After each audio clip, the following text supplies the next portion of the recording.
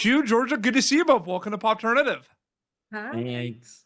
You know, I was excited when I read the synopsis of this film, and I remember like the cast announcements, and I was so excited I was able to see it. I mean, Georgia, there is a lot happening in horror movies right now, and I'm wondering what it's like for you to work on a film at a time where, yes, they've always been around, but there's a big popularity with the genre right now. So what's that like for you specifically? Well, for me, it's amazing. I mean, I have always loved horror movies. I grew up on them. Um, I've seen pretty much any one that you can throw at me.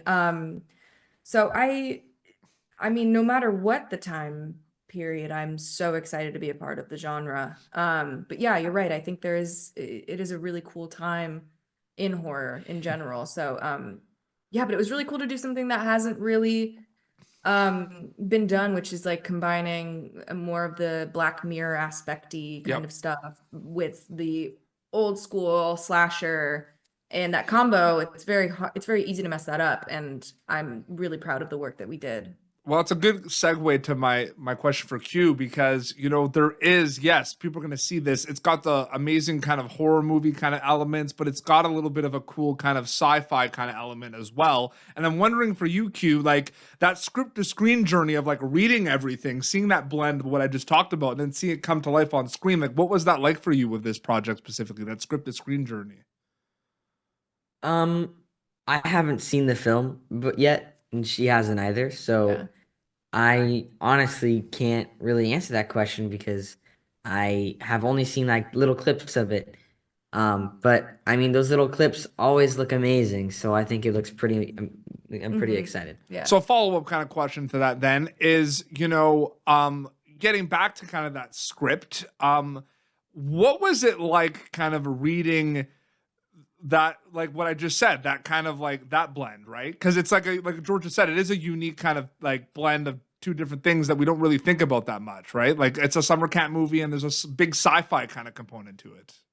Right. Yeah, no, it was super intriguing. You know, you have to put a lot of faith in your director and everybody that has a say in it, you know, the writer, director, everybody that has a hand in the project. So it was intense and a little bit daunting, but I think that the way at least things were handled on set and the way that everybody got along so well and everybody was like 115% committed. And I think that that's a huge part of it is being just so completely committed to the Mhm. piece, or else it doesn't work. You know, if you're kind of in and out, one foot in, one foot out, it's going to be a little muddy and a little, you know, oh, what are we working on here? So it was reading it was a little bit scary, but in a good way, you know. I Yeah. think that I was really excited to take on the challenge at least, you know.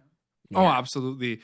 Q, what was it like filming a lot of the scenes where it was like all the campers and all the counselors together, right? Because you have some scenes where it's like your family and stuff like that, but what was it like with like when it was everyone, when it really was like an ensemble cast? What was that like for you? That was pretty wild. Because I've only ever been to two camps myself. One of them is a small church camp in the middle of the mountains, in the middle of nowhere. And then the other one is Astro Camp, I which went to Astro. you went to Astro Camp? Yeah. Oh yeah, Astro Camp was Oh, fun. yeah. Anyways, but both of them are like not even as like as big as like the as this movie Mhm. represents this camp is. So all those campers and all those camp counselors and all this stuff happening at different moments in time and it's all planned out is quite cool to see, but if it were an outsider it looked quite chaotic. Yeah. Absolutely.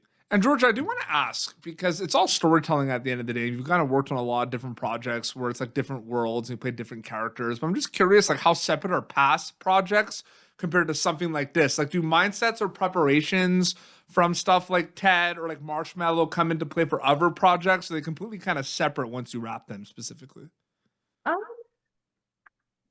I am pretty good with separating each project that I do and kind of trying not to like medal all of them and do anything that I've done before, technically speaking, you know, acting wise and everything. But that being said, I think horror and comedy are really close in a weird way, because Yep. I think there's a lot of bigness that goes to it, boldness, and again, just committing to it fully. I think with, you know, with horror and with comedy, if you're not fully committed, it just looks strange, you know, it's not, you don't really believe it. So and it feels counterintuitive, because you're like, oh, a regular person wouldn't do that. And it's like, well, that's because it's a movie. We're not regular people, you know, you got to put yourself back in that mindset.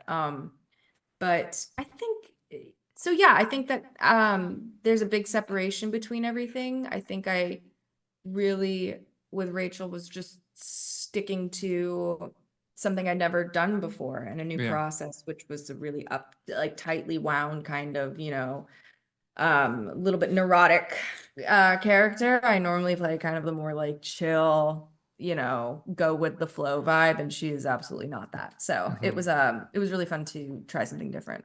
Your character in Ted is not really as go with the full. Like your character, like don't mess with her in that show too. If you think about Oh, it. for sure. I would say yes. I think that she's a little more she's a little less stick in the mud. You know what I mean? Like, Yeah, I love Rachel, but she's a little you know, if things don't go her way, there's no room for absolutely. bending. You're great in Ted, by the way. I love that show so Oh, much. Like that show is thank so you. good. It's like one of the fun. Like I laugh so hard at that show. Like that's a show where it's like I never get tired of those episodes. I went back and like Thank re-binge you. season 1.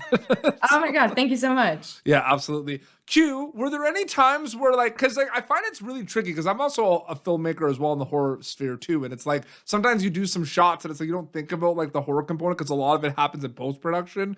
But like, were there any scenes in this where you were scared to film specifically? Did that happen ever or not really? I feel like having a little bit of prior horror experience and seeing all these other horror movies and being an actor, I know it's all fake. So I don't get like scared often. I mean, if I see something that's like, ugh, then of course like that it's not really the scared, but it's like a I don't want to go near that thing, you know? So Yeah. I don't think I ever really got scared except for I guess near the end of the movie, I'm supposed to jump off the dock, and I was just scared of the lake. I don't know why. I just was scared of it. So that's really the only thing I was scared of. Yeah, absolutely. Georgia, when you kind of start reading the script and, you know, because there might or might not be some twists and turns in this film, and we're, of course, not going to kind of go into them, but I feel like you can answer this question in a way just, I mean, you know, the movie kind of takes a turn at some point where it's like, whoa, like I might or might not have seen this coming.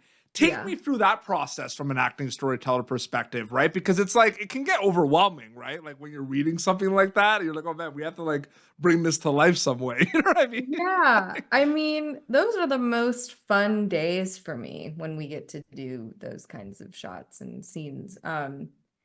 We shot this kind of in order, but not completely. So it's always different when you shoot things in order versus a little bit, you know, mixed matched.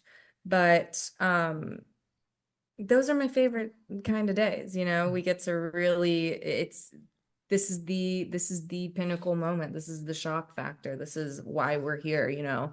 So I don't shy away from it. I love it. I thought it was super fun. And I find it interesting too. Like Q, you're obviously going to have conversations with your cast members, and you're going to have your conversations with, you know, the writers and directors of this and the producers.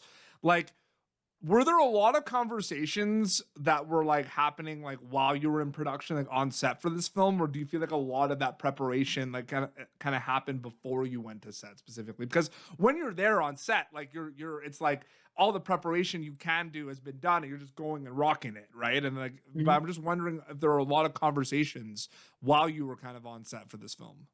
I feel like the only conversations that I have for preparation are maybe if I don't understand the scene, then I'd ask the director, Yep. Danny, and he would usually help me out whenever I needed it.